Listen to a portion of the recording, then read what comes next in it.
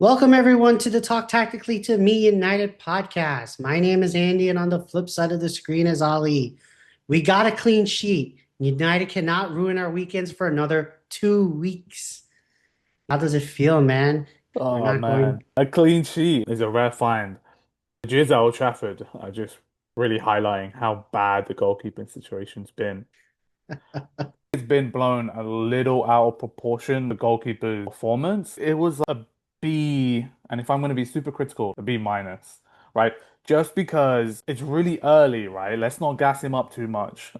If, that bump with Bruno, if that had gone differently, it's 2-1, it's a bit more jittery. I think it's just great the fact that he didn't make any clear-cut errors. His hands were relatively safe. Coming in collecting the ball again, he's decent at it, right? But I think everyone's just like, oh, this amazing keeper. It's just like, it's been one game. Definitely see potential there, but I'm just happy for the clean sheet, man, honestly. I think we needed that clean sheet more than ever. totally agree. So now that we have our clean sheet under our belt, today we're just going to break down Manchester United's tactics in the 2-0 2-0 win against Sutherland. And then also discuss, we're so used to like this on and off. We actually won and fumbled that one just now. 2-0 win over Sutherland. So we're going to discuss that. Also, we're going to discuss from what we saw in the game on Saturday. Is long ball FC. Is it a system change? Does Ruben realize the personnel suck to progress the ball out of the back? Or does teams now know how to press and defend United when they try to play from the back? Again, if you're new to the channel and like our content, smash a like on the video, comment below, and don't forget to hit the subscribe button. So, Ali, we just got a little bit from you about our clean sheet, but how do you feel this Monday after our win at Old Trafford? I feel good. Like the table's decent, not that bad off fifth. I think fifth should be the ambition, that final Champions League place, theoretically. If we get the coefficiency, Yeah, but there are so many English teams in Europe. It should be ours at this point. You know what I mean? And fair enough. the way the Conference League and Europa League kind of work without those teams dropping down from the Champions League, it's kind of rigged in our favor, let's be honest. The English teams should be winning the Europa League and the Conference League. So, performance-wise, Amarim used the word adult, right? And it was a mature performance. In the second half, it was just more about being professional and getting that win.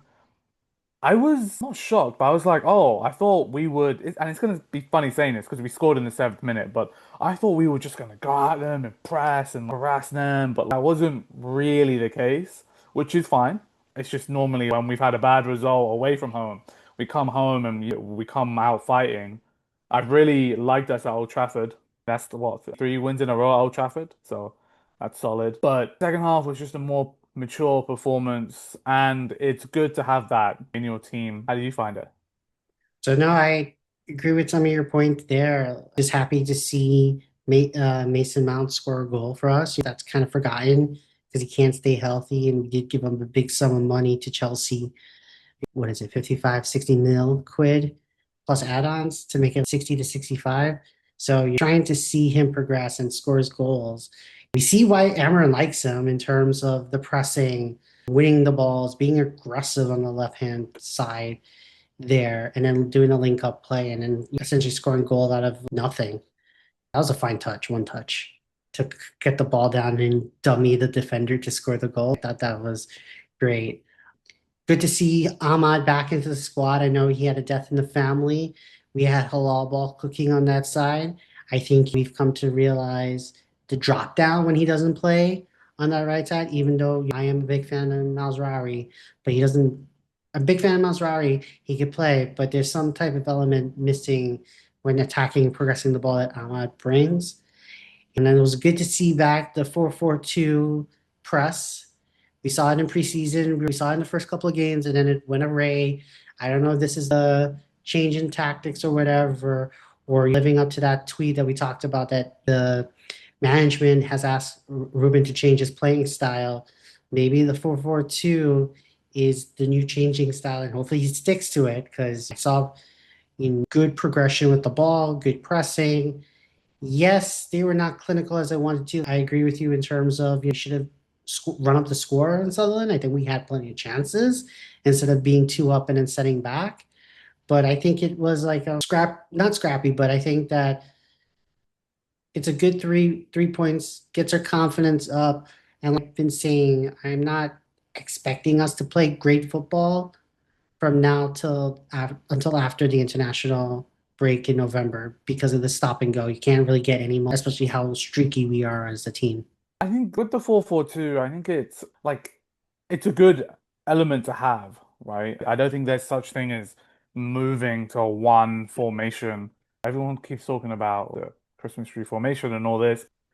It needs to change in game and it needs to change per opponent. So in this and against Arsenal, it was a good tactic, but I think what's happened in the middle of these fixtures, and specifically Fulham were the team to point it out, were like, oh, these lot are predictable.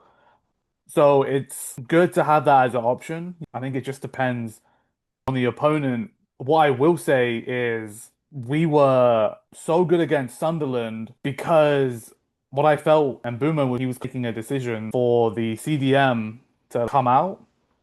And I feel like he was occupying that space really well. But as soon as Sunderland went to a back five, back three, it was we weren't as effective. They were playing that 4-2-3-1, and then they went back to back five. That was after the second goal. Your coach takes that substitution. So we weren't as effective then, and we had already scored our two goals. So that's just like, I know we're really happy that we won and everything, but if a coach is changing his team as good 2-0 up, you're just like, let's keep it safe. But I do feel the system got kind of stagnant after they went back. There was no counter. Let's do this because they're doing that. And maybe, like I said, that's because we were 2-0 up. So, you know, playing devil's advocate. What if Sunderland started that way? What would have happened? Would Ruben have changed to a different shape? I think that this team is learning different styles and still adapting. The struggle is still adapting in game, and that's a real struggle for this team.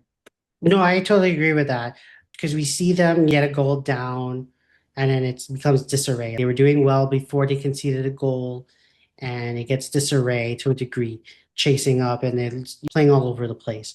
I felt with here, they were still they got the 2-0 up, but then they were just letting it off a little bit with off the pedal. They weren't going it as fast pace. And then it came to the argument about long ball FC because Lemens was just chugging it down the field to get anything down to Sesko or to one of the tens to do flick-ons or to bring it down and try to pass. I felt like that's not predictable for us, and I feel like it's somewhat like how we joke with Ali that it's pretty much like vibes and inshallah, essentially. We're just like chuck it downfield, get the second ball, couple passes here, you break away, hopefully you score a goal.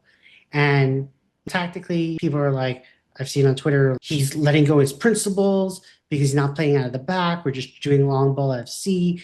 But I feel like what to your point is that we need to have flexibility in the tactical. And that's why bringing back our former goalkeeper, Onana, while getting gaslit against that game when Champions League against City because he was doing both. He was progressing the ball with his feet. He was also chucking it downfield, but he had a better accuracy because of how Inter was set up so they can get the free balls to a free man.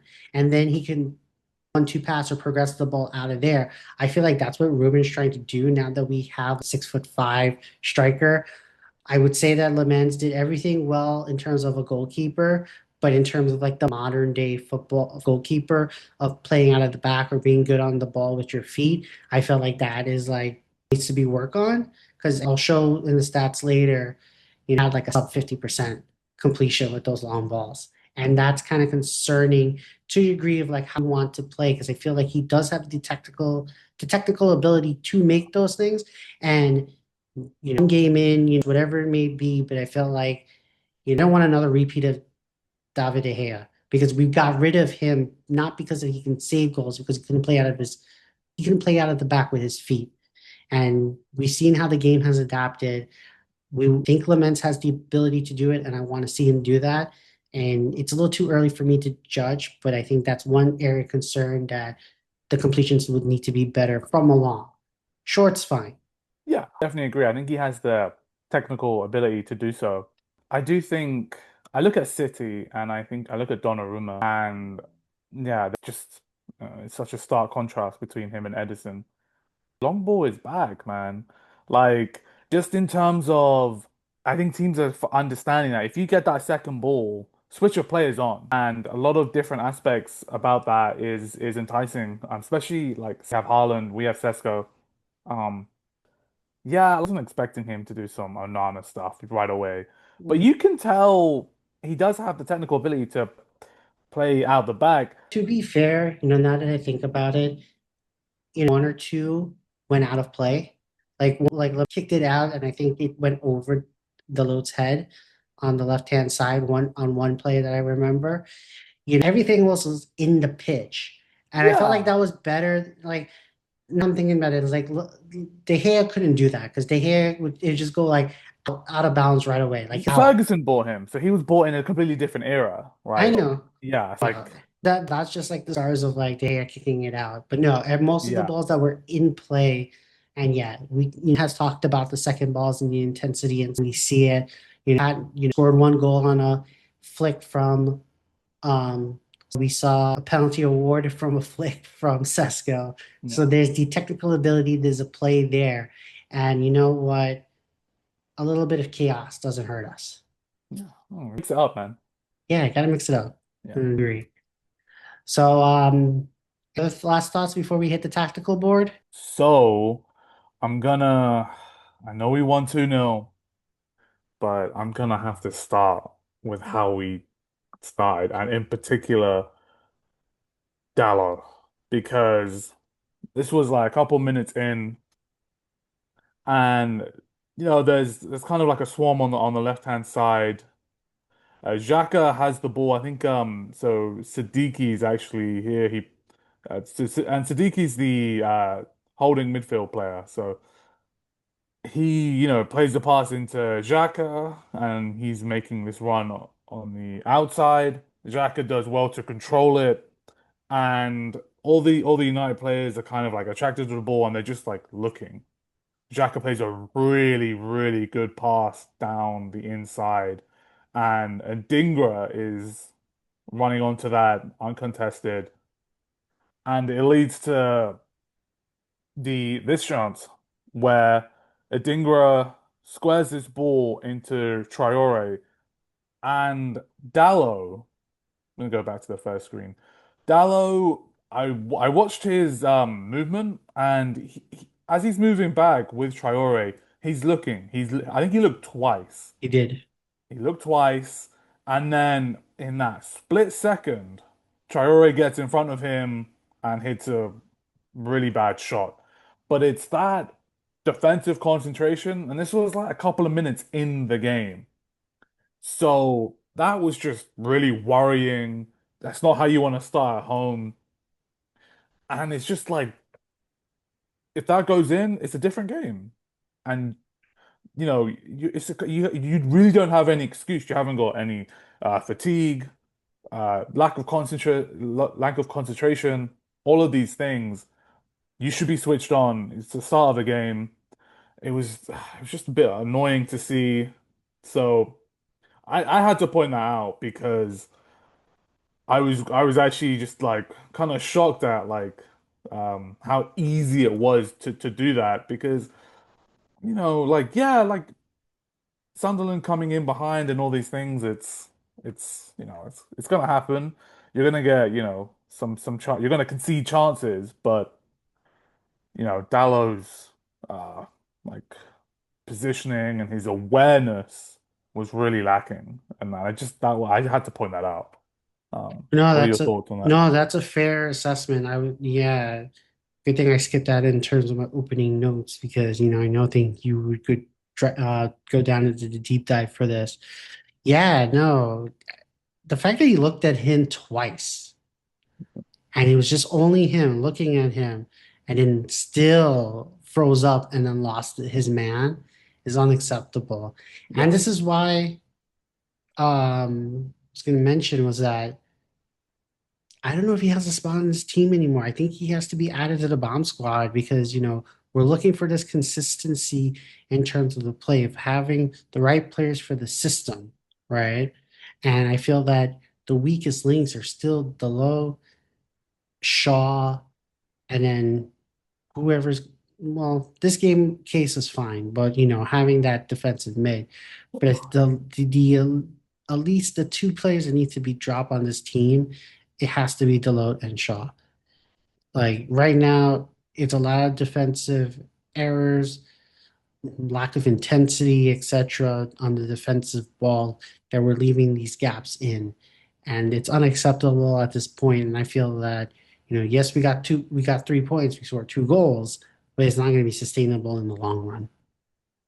Yeah, it's not. I think look, if we get European football, no, we just won a game and I might be getting carried away. I would keep Dallo in the squad. I think we would need an upgrade for sure. Um, and I think I don't really like Luke Shaw. I think it's time for him to go, and I think Cass is going in the summer anyway. So I think this season is just like a bit of an anomaly, but I would keep Dallo in the squad. Assuming we get European football, but for sure on cast, like I wouldn't really want them.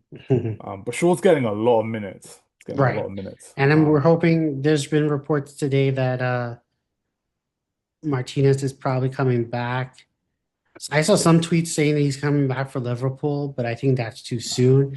I think he He probably likes it is at ready. Anfield. That's Yeah, why. he wants to score the top bin. Yeah, come on. But I think United are playing it conservatively that he's not going to come back till after November internationals. So another 4 more games till he comes back. But I think you have to drop Shaw from the left center back, put him in there, and then I still don't think you can drop Patrick for Delo or Shaw unless he's injured or just needs a break. But I Yeah. feel, or depending on like the opponent, if you want to go a little bit more defensively, fine. But as in my opinion, Shaw and Delo cannot play left wing back once we get like the full squad going. Yeah. Will be very interesting to see Licha Mhm. here. 'Cause before he got injured, he was playing great under Mhm. Ruben.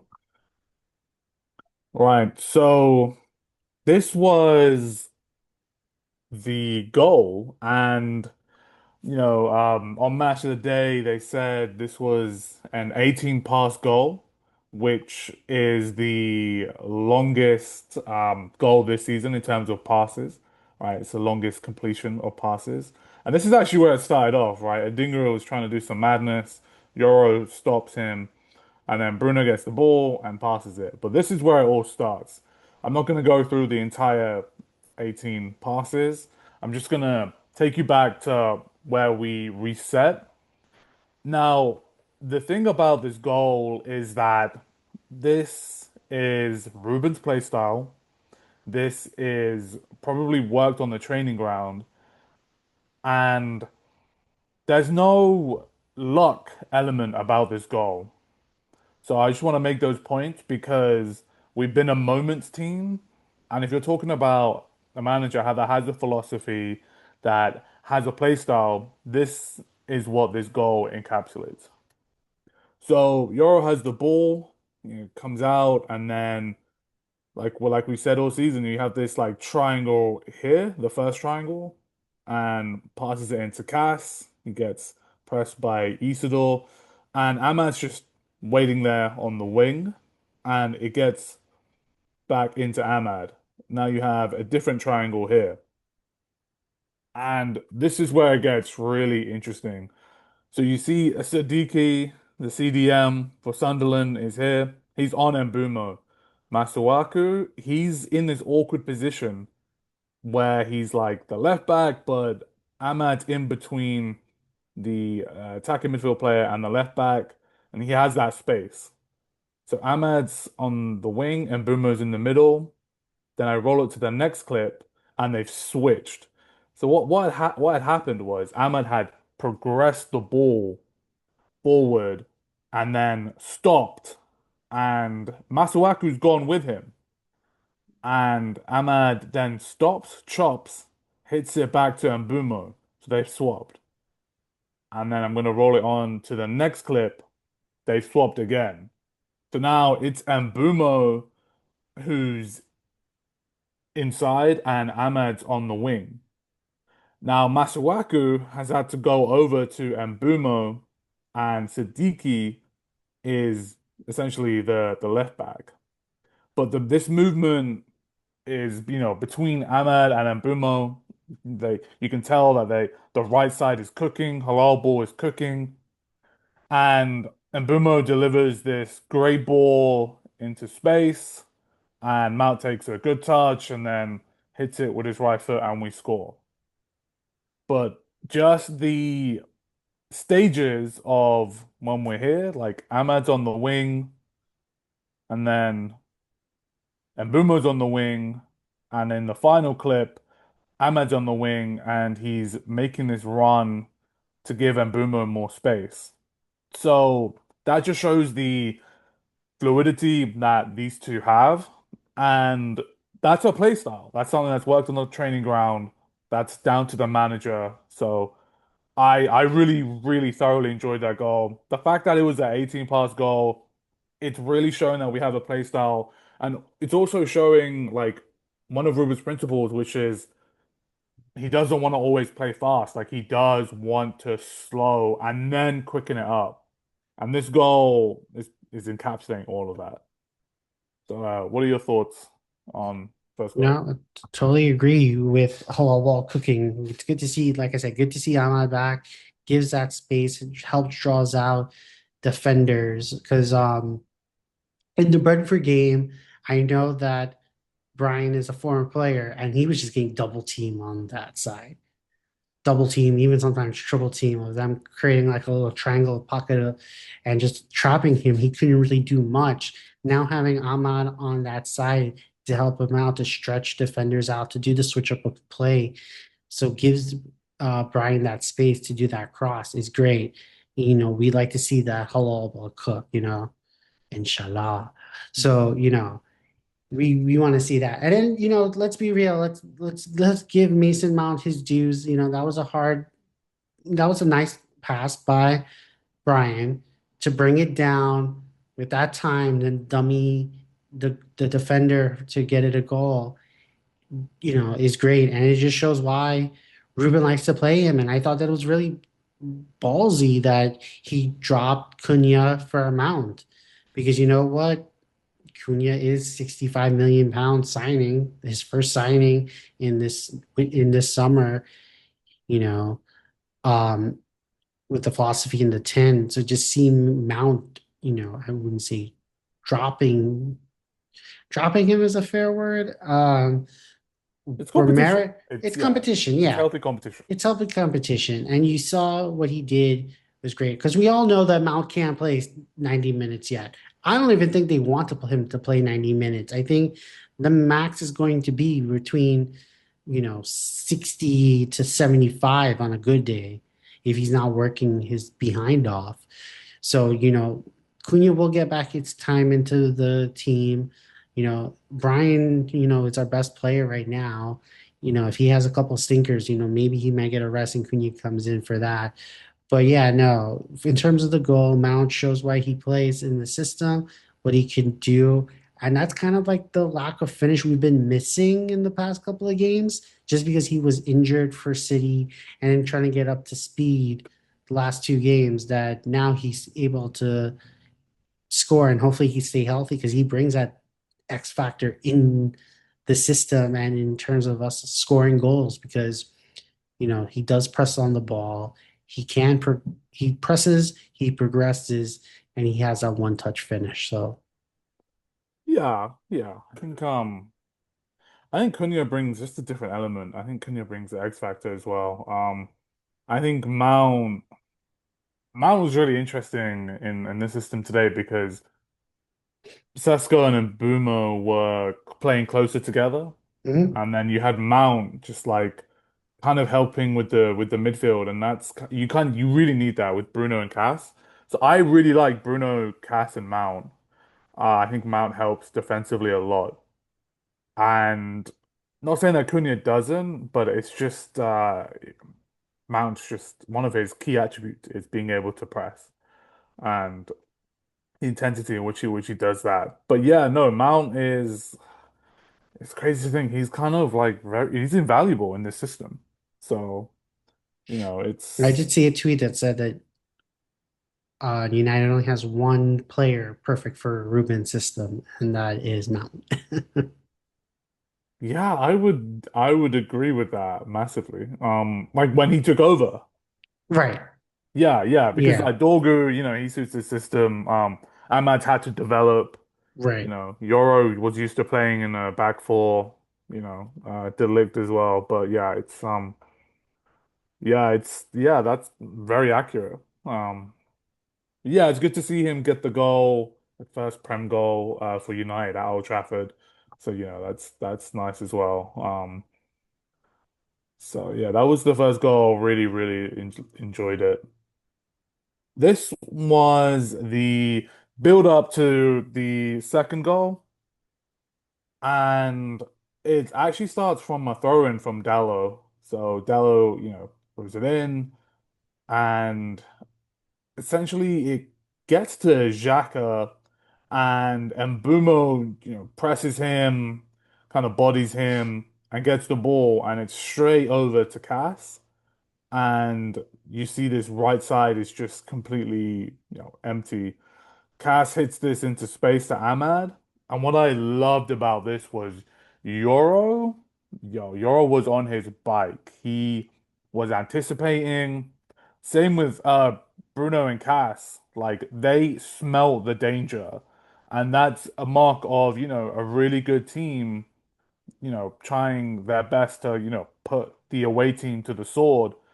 And Euro is just making this gut-busting run, and it ends up in the next clip, which is where Ahmad, slows it down, and Euros makes this great run, and he just slides him in, and Euro gets in behind, and I think Jacques is actually the one there to cover and tries to get the cross in, and then it leads to a throw in, which Dallo subsequently takes, and the rest is the goal, where, Dalot takes a throw in, I think comes off a Sunderland player, and then Sesko did exactly what he did last week, which was he wasn't drawn to where all the players were. He was waiting in space, and when that ball eventually came to him, very calm finish.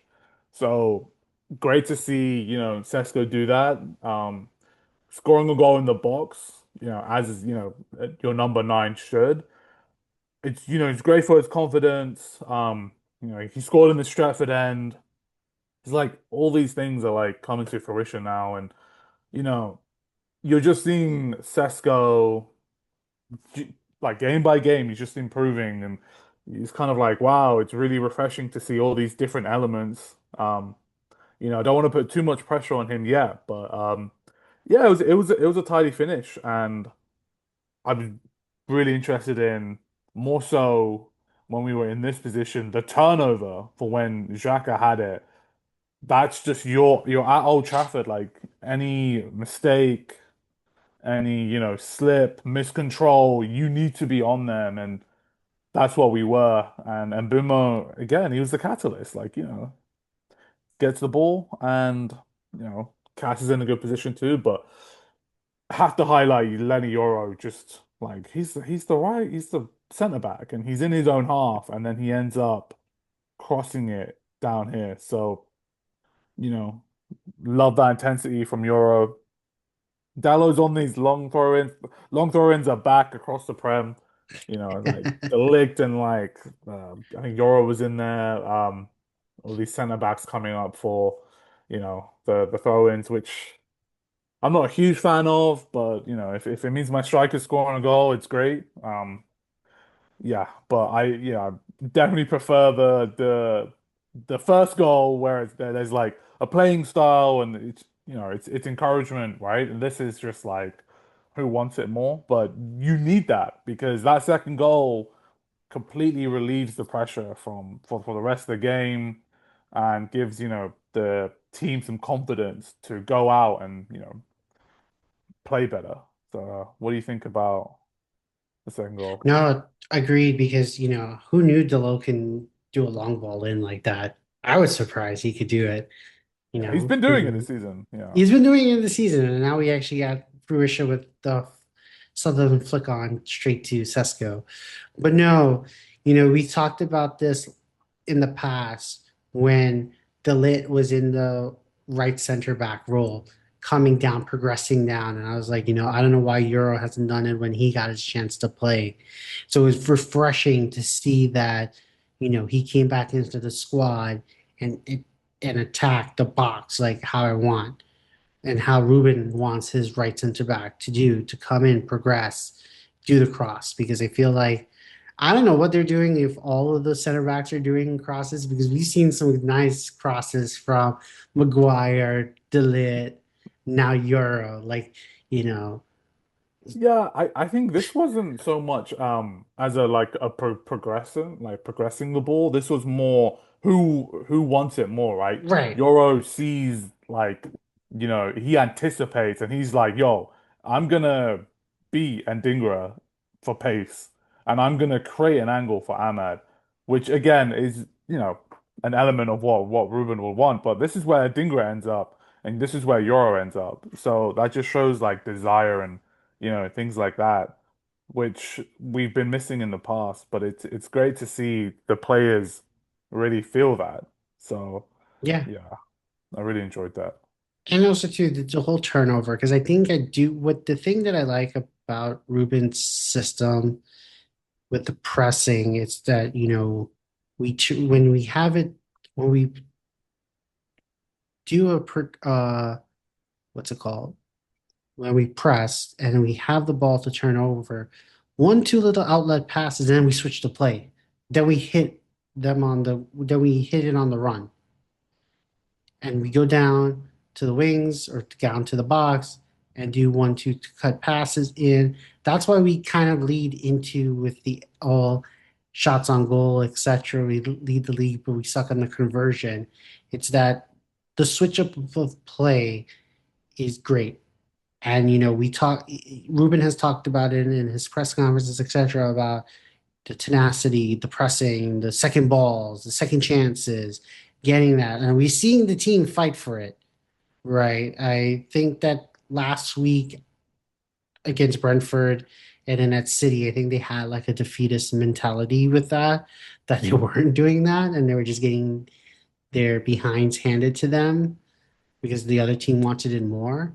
But for most of the 8 games that they've played so far this season, they've have press. They've switched up the play, going after the second balls and stuff. Now that we're introducing long ball FC back into it, getting those headers, getting those balls back to create a chance, to create opportunity, shows that there is a philosophy in the team.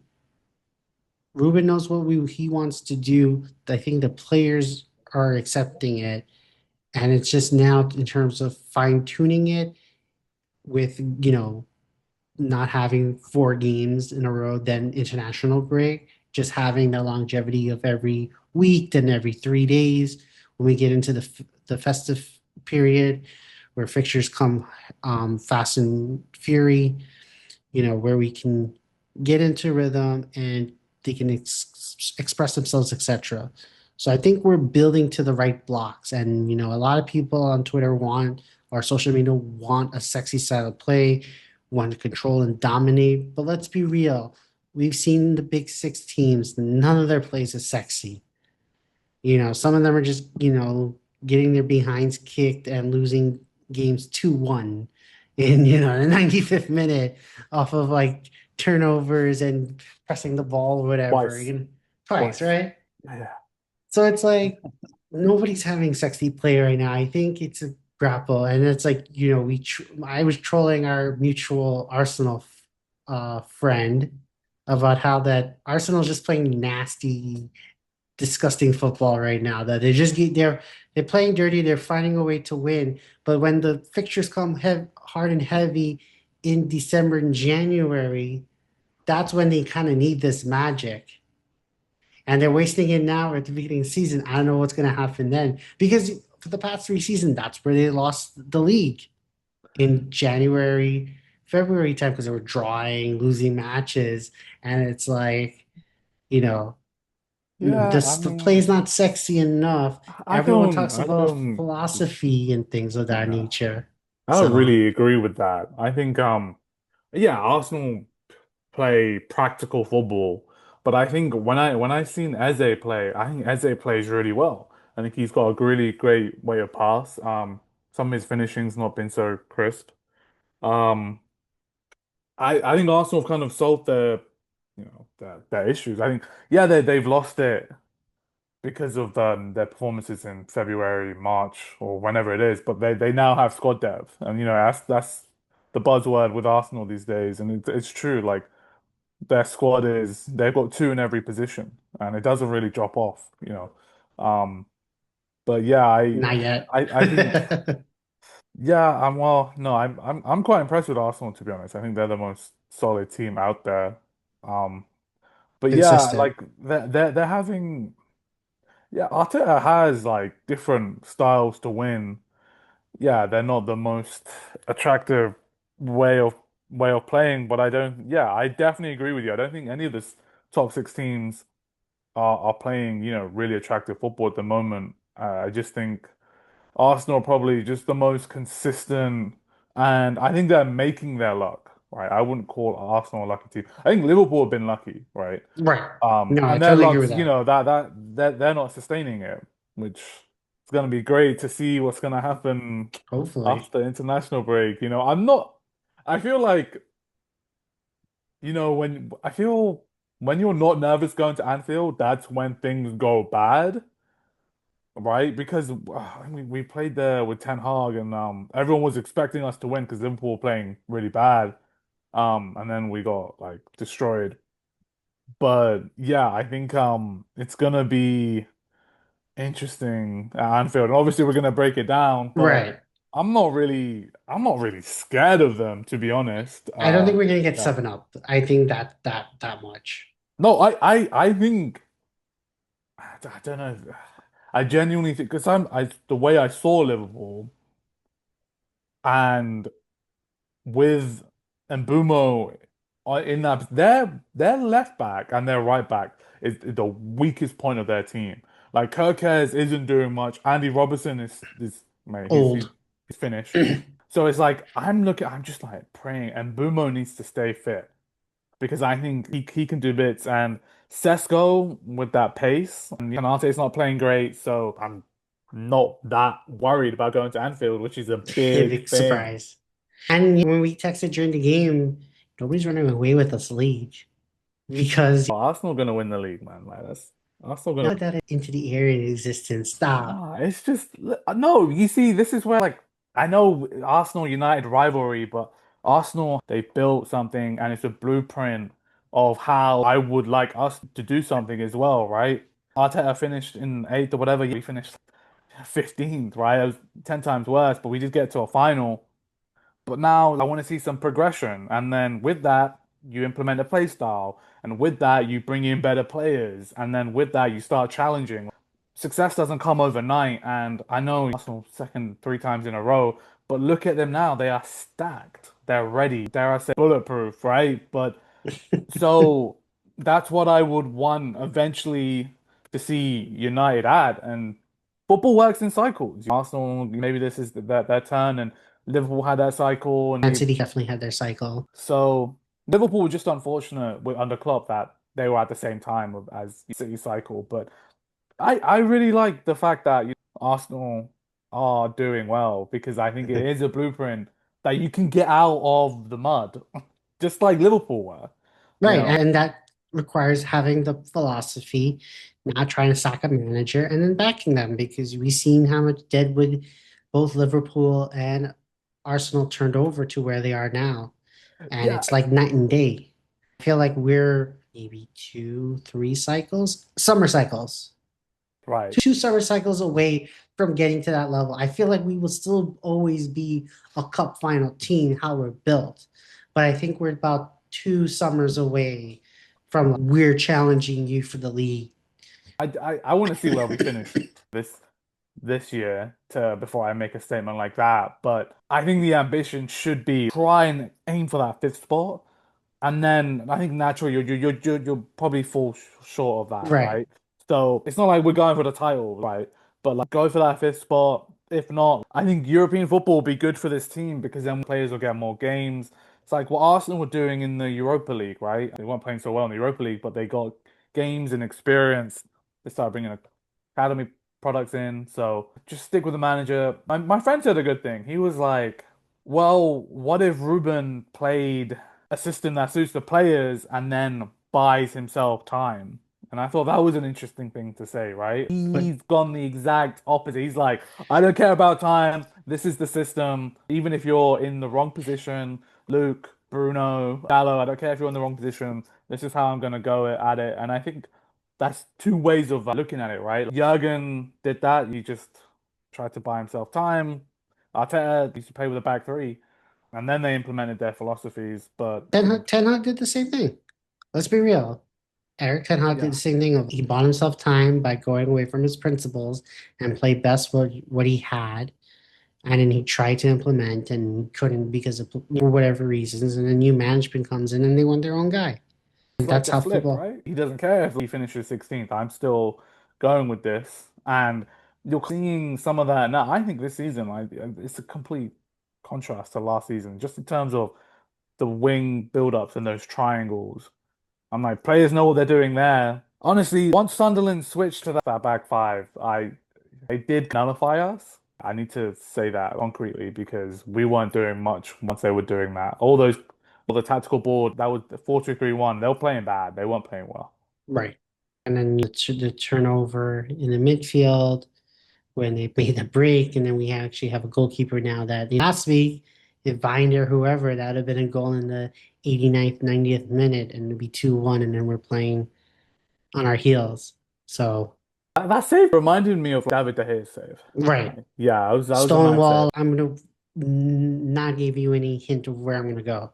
It's nice to not have such a bad keeper because I do think a lot of the fans like the bar is low, but just because the bar is low and you're just a little bit better doesn't mean you're a great goalkeeper yet. Right. So I just want to make that point. Perfect sense.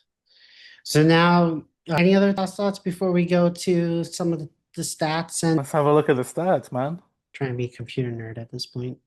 Let the tacticians take It's over. it's interesting because I think this like I don't go on Twitter that much, and I try to Don't. like I want to form my own opinions from what I'm seeing first. And I don't go and seek it, but like if it's there on my feed, I'll see it, right? But then there are other shows that they say their opinion. I'm like, oh, that's a really good point. And it's the same with stats, right? They're going to bring Lamons up. But from what I saw, especially in the first half, technically he's got the ability to play out the back, but stats might say another thing, right? So that's my take on Lamons, just from what I've Right. seen. I don't know what the stats were. Right. And we'll get to that in a few. But I just want to show from Opta our passing map because it was quite interesting in terms of we are definitely playing a 3-1, and then you can essentially say this is a 4-2, essentially. But the reason why I'm bringing this up is because I found it interesting that there's a lot of hoopla with regards to Bruno's position that he is on paper he's playing the 8 next to the 6, right? But then when we look at the passing map and the heat map, he's not staying at the same level as Case or whoever is in the defensive mid in the 6. He's always edging up, and you could see him, he's always ahead of him.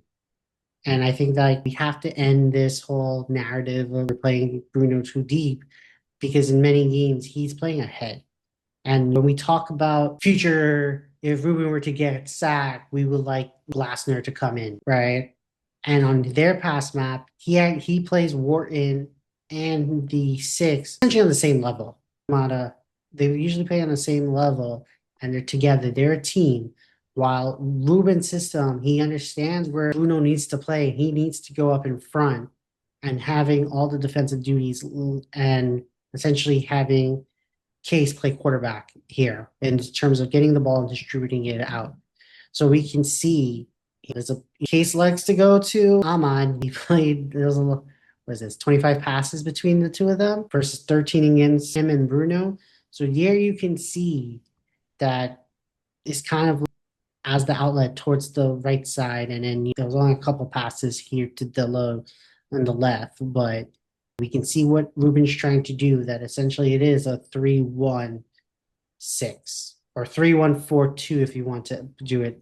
But any type of variation of that, we just show that that's the philosophy and that we need to be better with the six if the system is to be successful.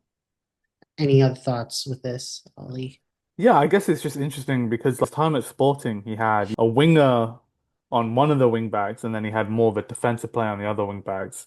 And looking at this heat map, you can just see the amount of passes on the right hand side.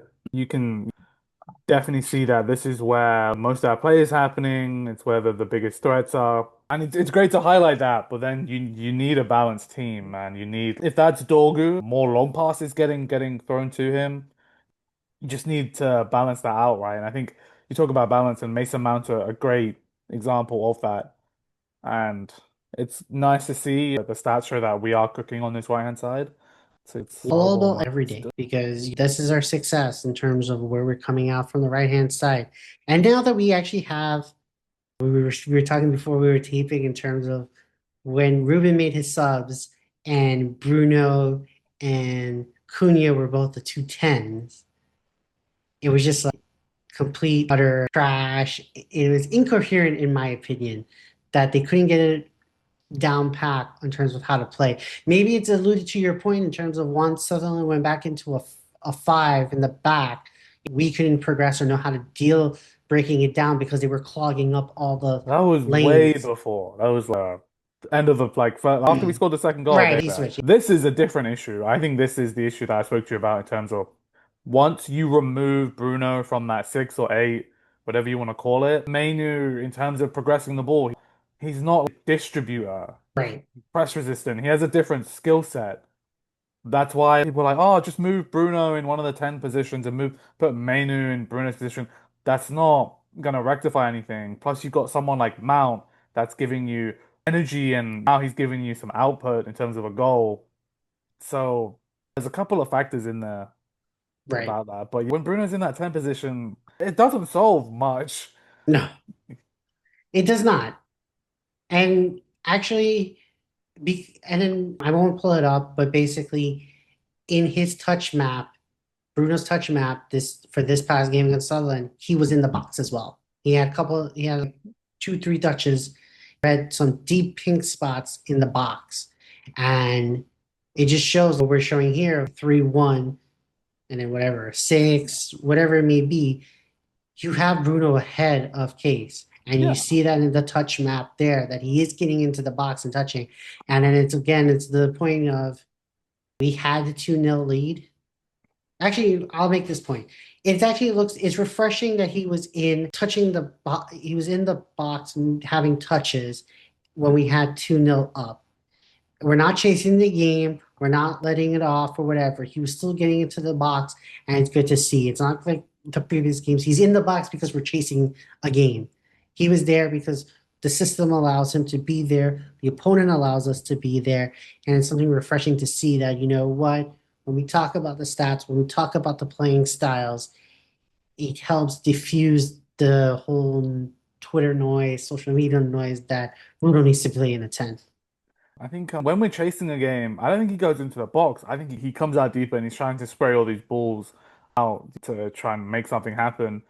But I think for both the goals, actually, I did look at Bruno, and for Mason Mount's goal, he actually gestures to Mbumo, yo, pass it to me. And Mbumo doesn't do that. He makes the pass to Mount, and Mount scores.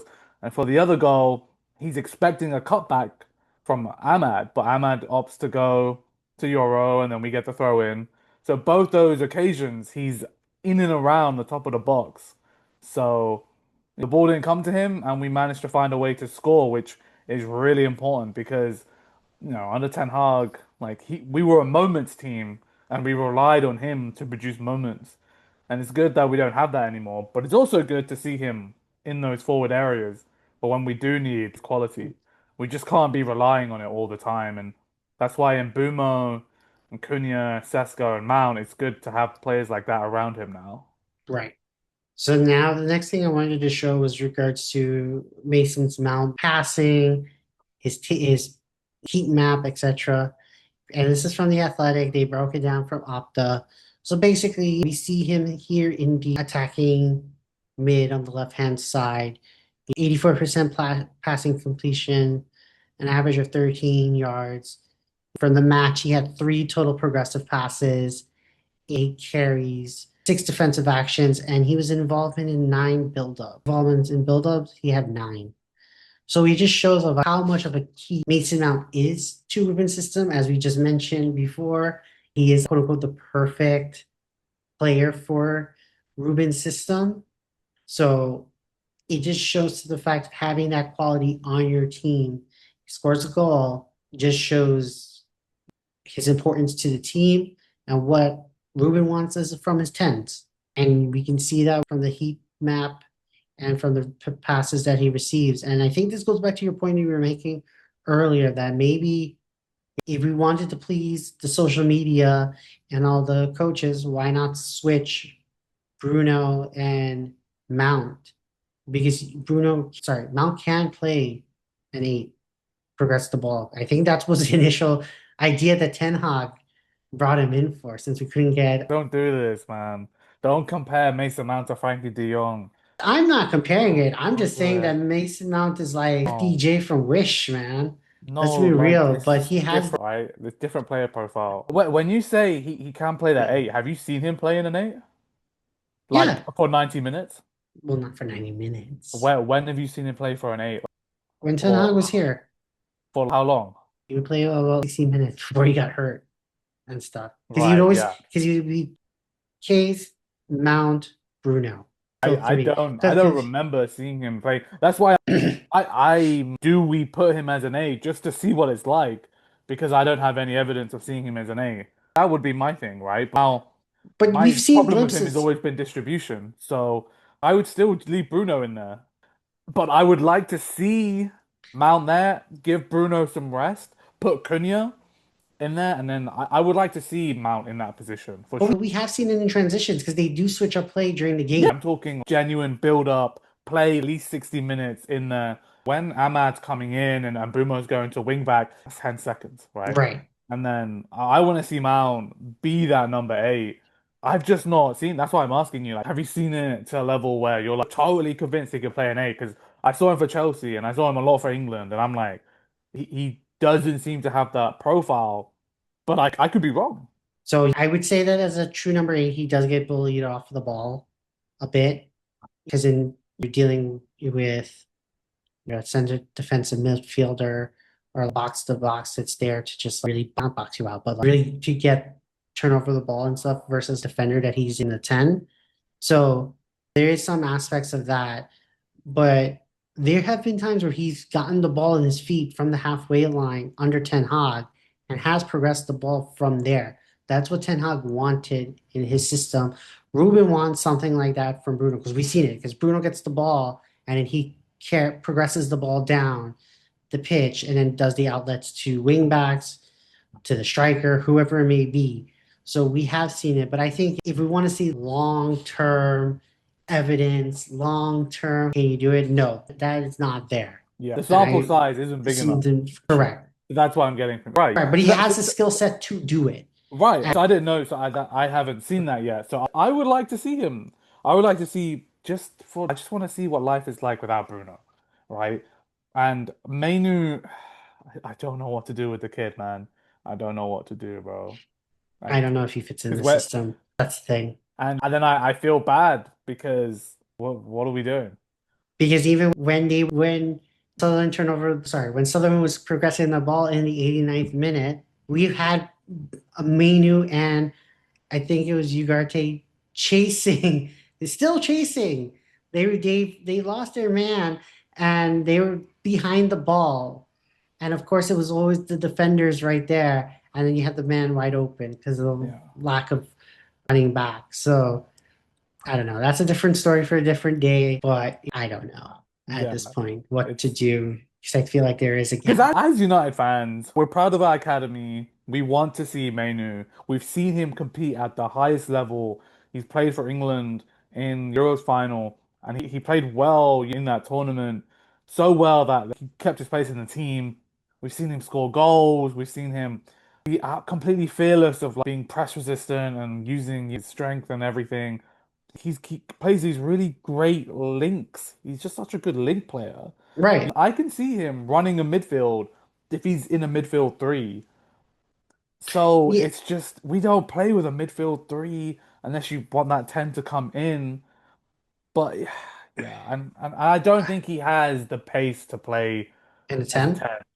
So it's a Yeah. really he doesn't have either attributes. He can't play as the 8-6, he can't play as the 10. He's somewhere in the middle and you need to build around him. Honestly, I think if we get a 6, I would let him go out on loan in January. I would, and I because I just would. I think that would be best. But we But wouldn't. I was thinking we get two sixes or 6 and an 8. Let I'm Bruno I'm trying to leave. be realistic, like in No, no, January. but I'm talking about not in January, but next season's time. Then you get a 6 and an 8. Bruno leaves, and then it's like Cunha, Mount, and Minu, Brian as your four tens, and you have I competition don't off of see that. Menu getting consistent enough minutes. I think Mount's better than him in that position. Cunha's better. He's the weakest out of those four. So And Ahmad would be better than him in the 10. it just doesn't suit that role. Yeah. All And right, at so this the point, I didn't think I'd say this, but it just makes more sense to sell him, which is so bad. But it'd be good for the books. kicking the PSR for pure Yeah. profit as I'd an put a academy buyback player. clause in there in case we Exactly. sack the manager and we need to play 4-3-3. Right. I'd bring him back.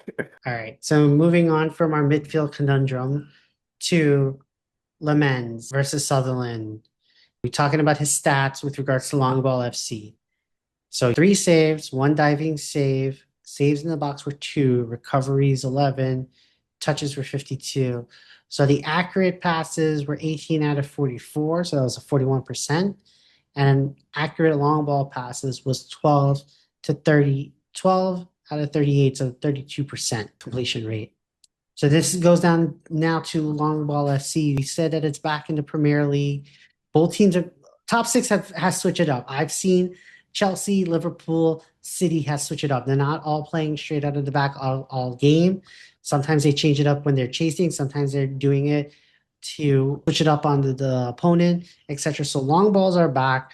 We're just trying to figure out in terms of is this a system change? Is this a system change for Ruben?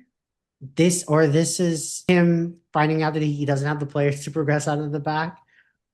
Or the third option is that we've become too predictable in progressing the ball out of the back, that the only way we can progress is long ball, knock it down, win a second ball, switch up a play, hit them on the run.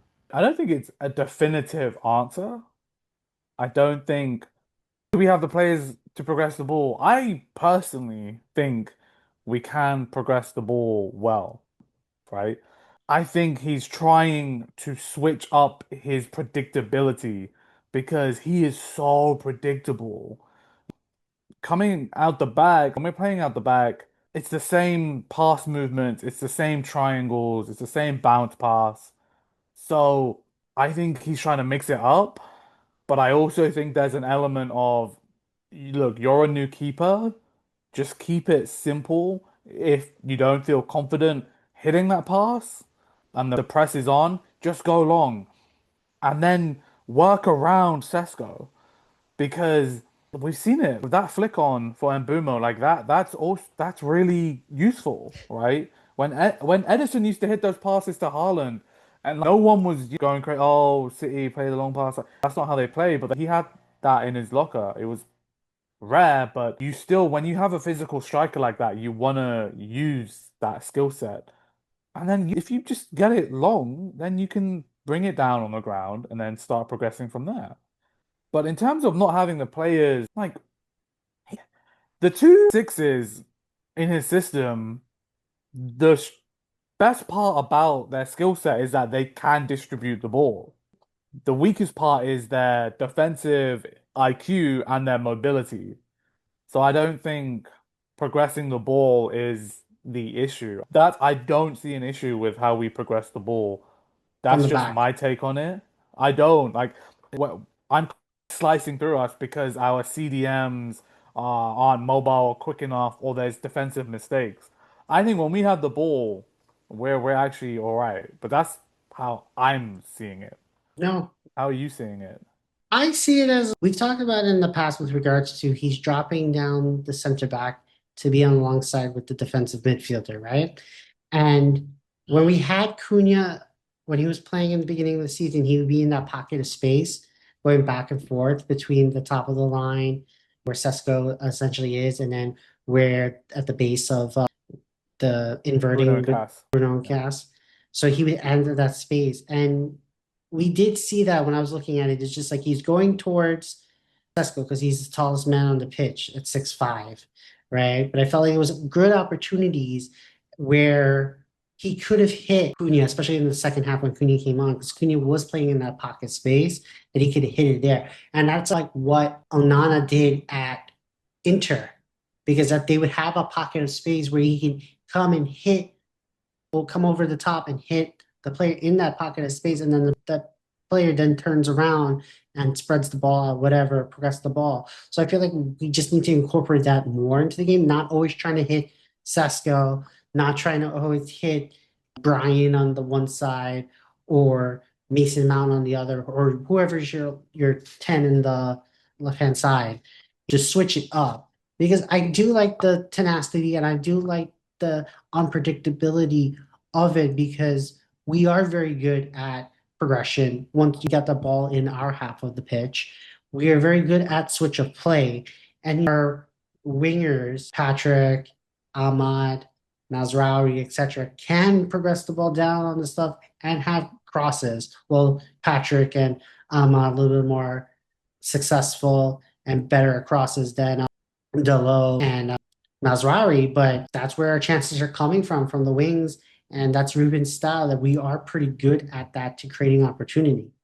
So that's what I like to see. I'm not totally against long ball FC.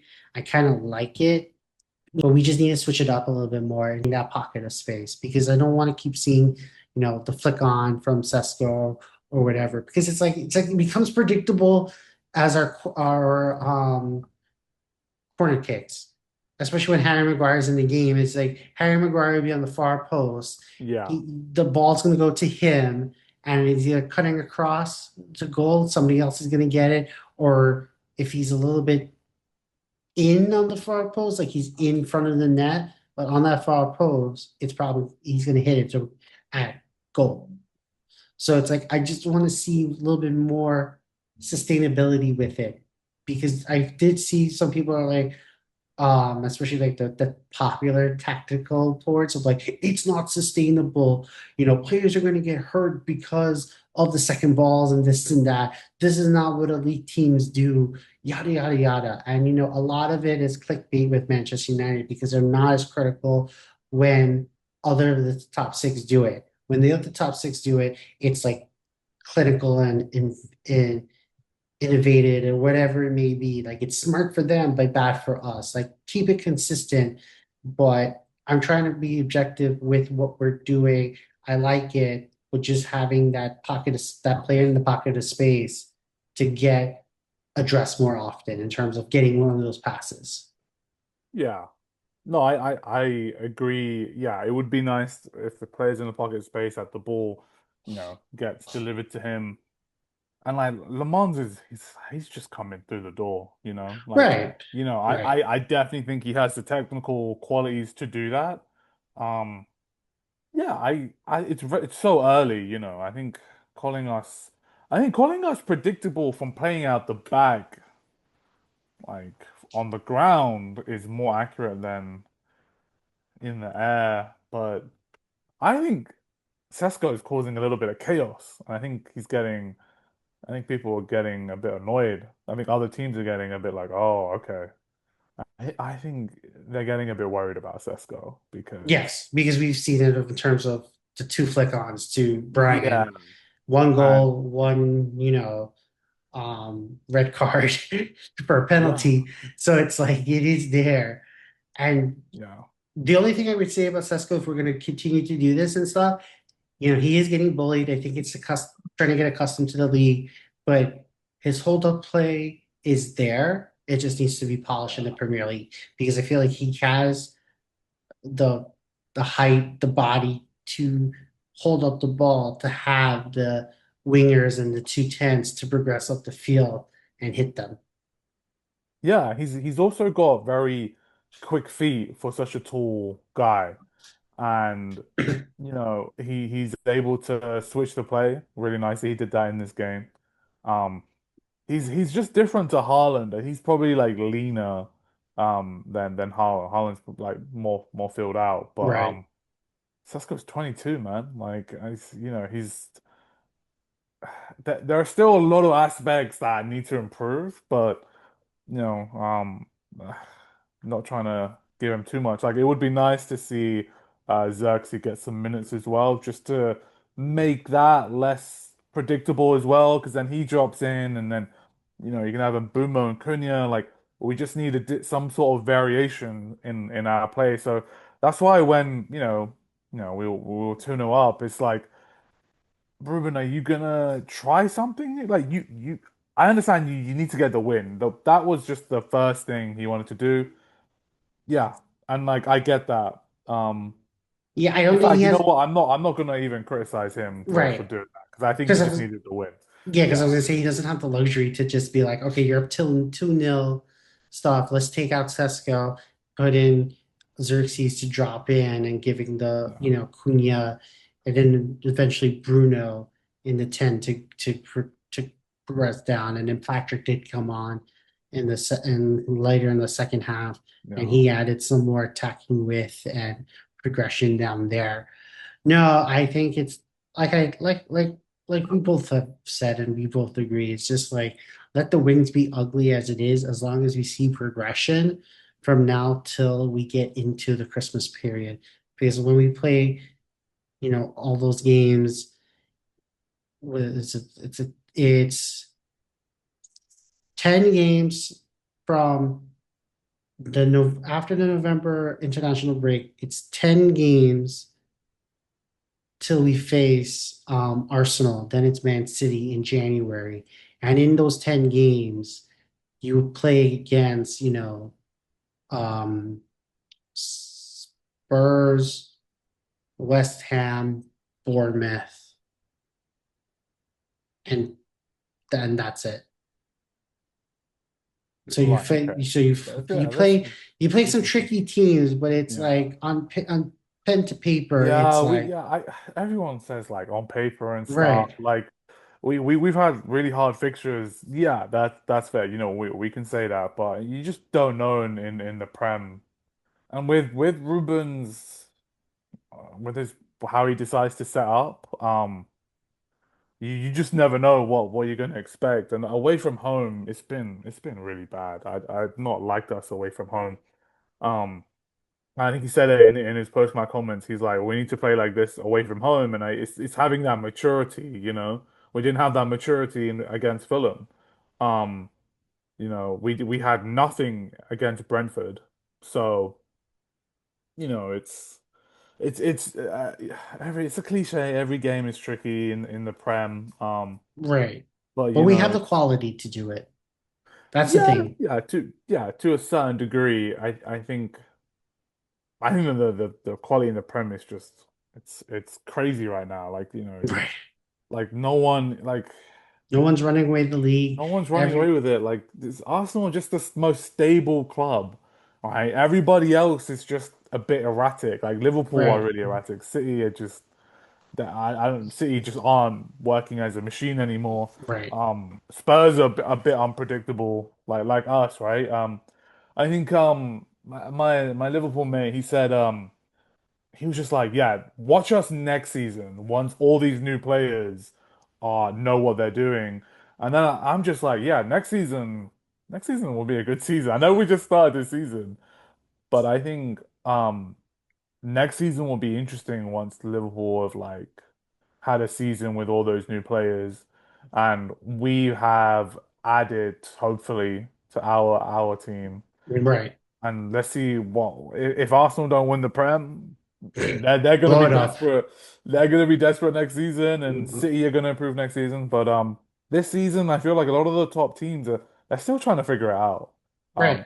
Apart from one. So yeah, it's It's a good start, and like nobody's running away with it. It's a lot of competition from 2 till 15th in the table right now because I know it's still early. We're only 7 match days in. We still got 31 match days left. We got this. It just started, but I I feel good. I feel like it's not doom and gloom and stuff, and I feel like there are glimpses in their style of play. We know we yeah. lack personnel in certain aspects because of injuries or just that's what we have. But Yeah. I feel good. I think I think a good reminder is the Brentford game. I think we need to keep that game in our minds because of how bad it was. Like it wasn't so bad, but it was just like, oh, this team isn't ready away from home. Right. Um, and we've kind of fixed, Old Trafford a bit. Like we got personality at Old Trafford now, Hmm. which I'm happy about, and I just want to see progression. We can sort away from home. That's gonna take time, but Brentford on paper was supposed to be a good, like a easy. I want to say easy. I know that. I mean, we've historically played bad there, Right. but Especially in we their played third Chelsea kits. before, and then Their yeah, third but kits. they played so bad the week before, which is why I was like, yeah, we're gonna Right. win there. But I'm keeping Brentford in my mind whenever we go away from home. It's about the players' desire, and they just didn't have it that day, and Right. yeah. But anyways, any other last comments before we wrap it up? I think there's Yeah. a very good, healthy progression of our topics and the game at hand with a 2-0 win against Sutherland. Yeah, it was a good win. Professional like that second half, like you just said, oh, you don't mind us winning ugly. The first half wasn't ugly. The first half was good. The second half is ugly. Yeah, I get that. And I wonder if this team, if they were playing like that in the second half, can you generate an ugly chance and win that game 1-0? Like if it was something else, like that would be really nice to have. But at the moment, it's like, okay, yeah, we got the win, we got the clean sheet. Yeah, let's move on from this. And I'm not that scared going to Anfield. Depending on what the squad is looking like. Right. And like, yeah, like, So save your thoughts for that because we will drop our Liverpool preview next week. We have a weekend break. Like we said, Man United cannot ruin your week next weekend for you. Go enjoy, work on your mental health, go see loved ones, go talk to everyone that you know. Everyone's gonna say, you seem happier because Manchester's not playing. And they have won last time, so we have 3 points in our bag. So, like I said, like, subscribe. If you enjoy our content, please, smash a subscribe, give us a comment, and we will catch you on the other side. So enjoy, everyone. yeah, Have a good peace. one. Peace.